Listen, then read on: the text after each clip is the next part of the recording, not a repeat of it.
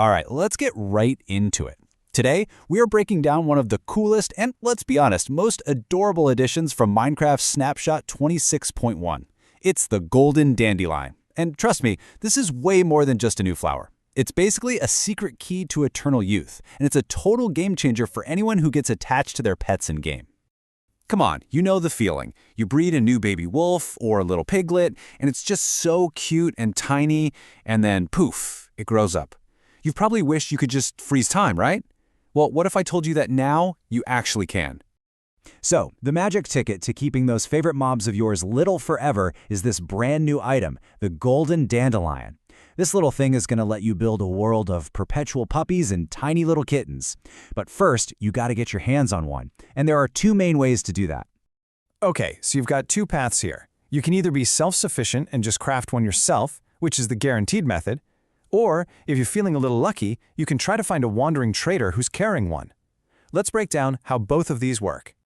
The most straightforward way, for sure, is crafting. And the recipe? It's super simple. It's actually a lot like the classic golden apple. You just take one regular old dandelion, pop it in the middle of a crafting grid, and then surround it with 8 gold nuggets. And that's it. You've got yourself a golden dandelion. Now, here's the other option, and it's pretty interesting. If you happen to run into a wandering trader, there's a small, about a 7% chance that he'll offer to sell you one for just 2 emeralds. And get this, you can do that trade up to 12 times. So if you've got a ton of emeralds lying around, this could actually be a great way to stock up. All right, so you've got the flower. Now for the really fun part, the magic. Using the Golden Dandelion is incredibly easy, but you're going to want to keep an eye out for the visual cues because they tell you exactly what's going on, whether you've paused time or started it back up again. So here's the deal. You feed a baby mob its first golden dandelion, and bam, its growth is frozen. It'll stay a baby forever. You'll know it worked because you'll see these very obvious particles floating downwards from it. Now, if you ever change your mind, all you have to do is feed it a second golden dandelion. This time, you'll see particles floating upwards, which means its growth timer is ticking again. And just a quick refresher on how this works behind the scenes, in the game's code.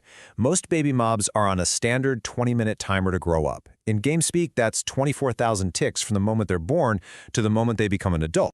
And this is just such a brilliant little detail.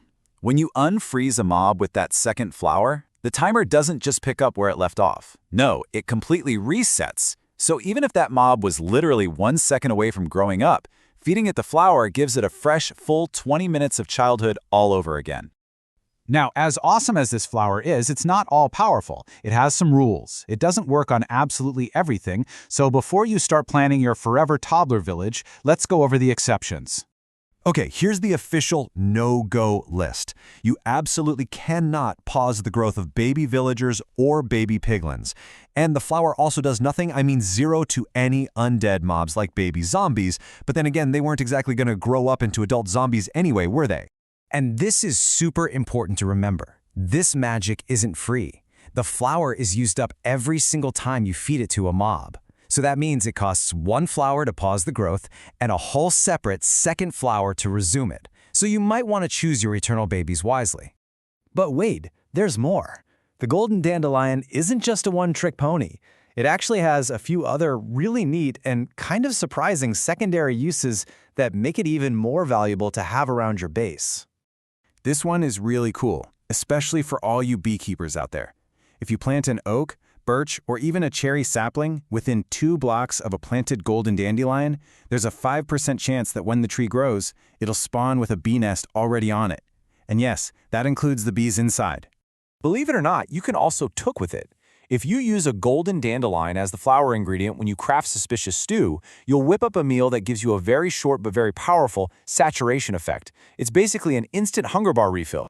And of course, at the end of the day, it's still just a flower. So you can totally pop it in a flower pot to make a really fancy decoration, or, and I'm not sure who would do this, you can craft it into a single piece of yellow dye. That's got to be the most expensive dye in the entire game, right? So after all that, the big question on your mind is probably, can I actually use this in my world, on my version of the game? Well, I've got some fantastic news for pretty much the entire Minecraft community. Yes, the answer is a big yes. It doesn't matter if you're playing on Java Edition or on Bedrock. The Golden Dandelion works exactly the same on both. All the recipes, the mechanics, the particle effects we've covered, they are identical across every platform. So everyone can start building their cute, timeless pet collections. So think about it. You could create a permanent petting zoo with nothing but baby animals, or maybe a super efficient tree farm that also guarantees you a steady supply of bee colonies. The potential here is just massive. So now that you know its secrets, how is the Golden Dandelion going to change the way you play?